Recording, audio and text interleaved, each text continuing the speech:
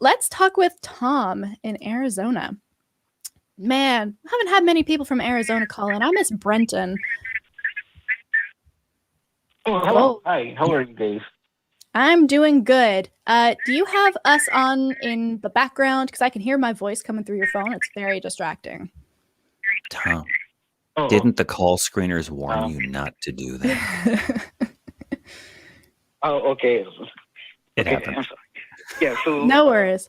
If you've got us on speaker or if we're on in the background, we're good. Okay. Yeah.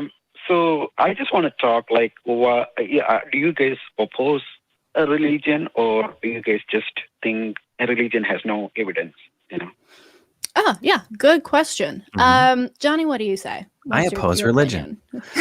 Not all religion, of course. I oppose it for different reasons in different environments, but I don't think necessarily that religion poisons everything, as some famous people may have said in the past, did say in the past.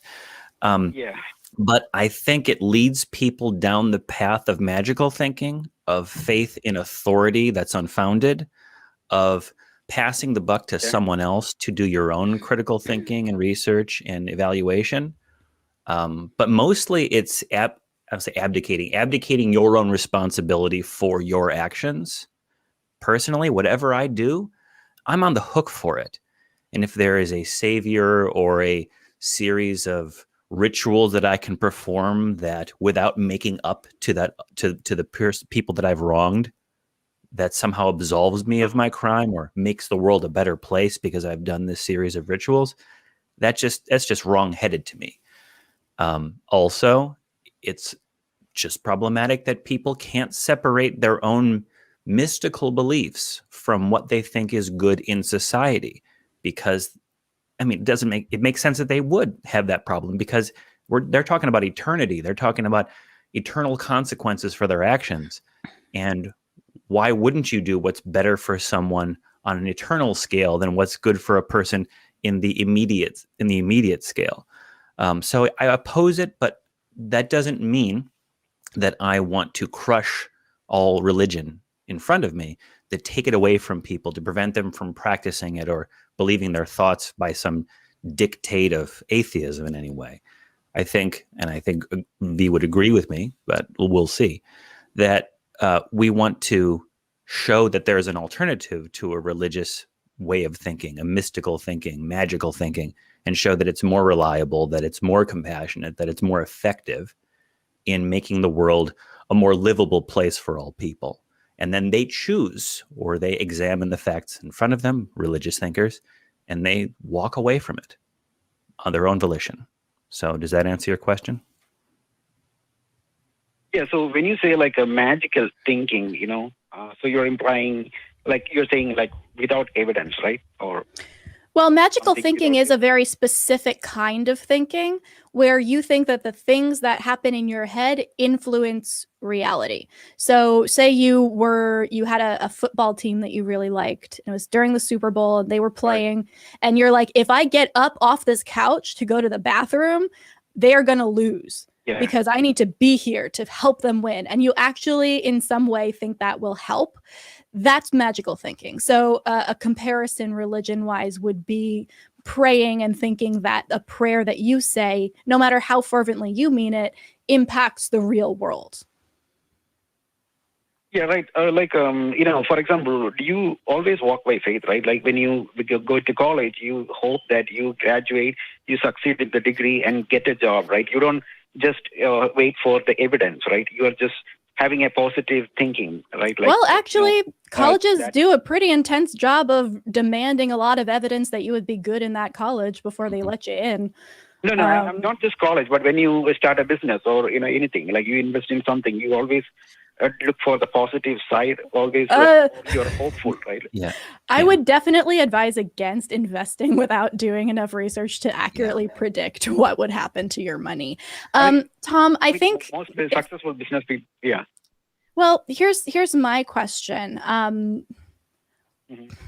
Do you, because it sounds like you're equating hope and faith here. You're saying you walk by faith because you hope things will happen in a way that benefits you.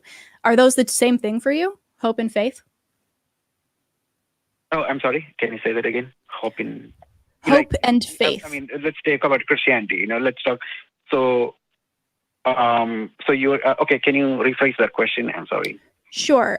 You said everybody walks by faith because when you go to college, you hope that you will succeed and get a degree and graduate. So you just, in that sentence, told me that you think that faith means hope. Is that true? Is that accurate?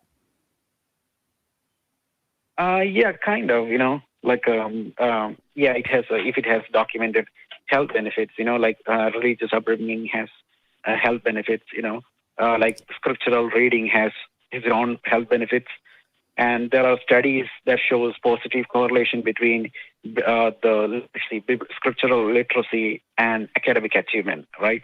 So that is like sort of a healthy behavior, right? So a healthy lifestyle is what we want, right? Well, actually, there has been a lot of research done around how people in religious groups versus non-religious groups interact with the world and think of themselves. And it does seem to be that on both kind of ends of that spectrum, on that bell curve, so you've got super religious on one side, and then it goes up to like doesn't care at all one way or another. And then it goes back down into, has strong convictions about their lack of religiosity. That would be me and Johnny. So on either end of that, you see benefit. Okay, I heard it. Yeah, on either end of that, you see the benefits. And it turns out that a lot of what they're pinpointing as being beneficial is not the religion itself or how true the religion is, but rather what the religion or a community founded around lack of religion provides, which is community. It is support. It is resource acquisition, right? It's the ability to feel like you belong, like you're accepted. So a lot of the things that we initially would say, oh, well, clearly religion is beneficial because it offers us all of these health benefits. Turns out you can have all the health benefits without all of the negatives that religion also brings to the table. So my question is, why wouldn't you want to parse those apart and actually just go with the stuff that is healthy as opposed to having to wrap that in all of this baggage? You can have health benefits, for example, you work out, right? Working out has health benefits. You can also get the same health benefit by popping some pills, No, you can't. So does that make sense? No, you can't. You'll kill your kidneys. V and I have talked about this. You'll kill your kidneys and your liver. Don't do that. People out there, don't pop pills to get healthy.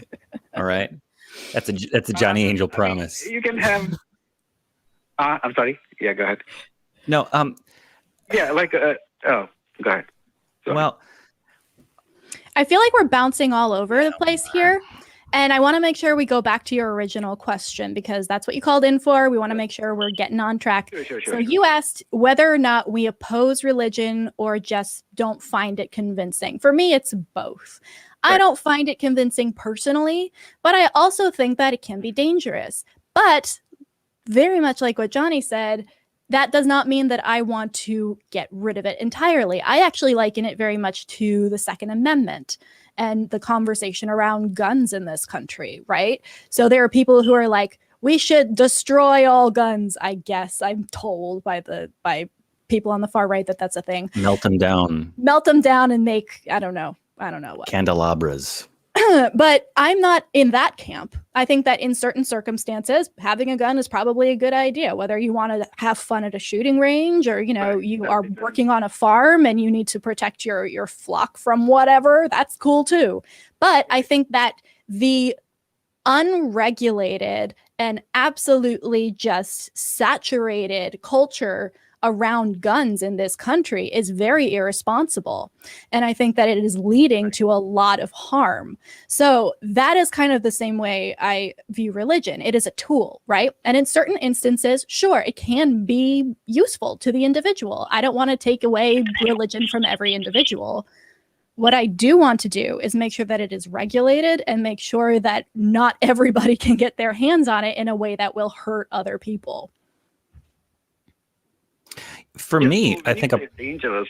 Go ahead. Go ahead. You're calling and you're taking your time and calling us in. What do you have to say? Sorry about that.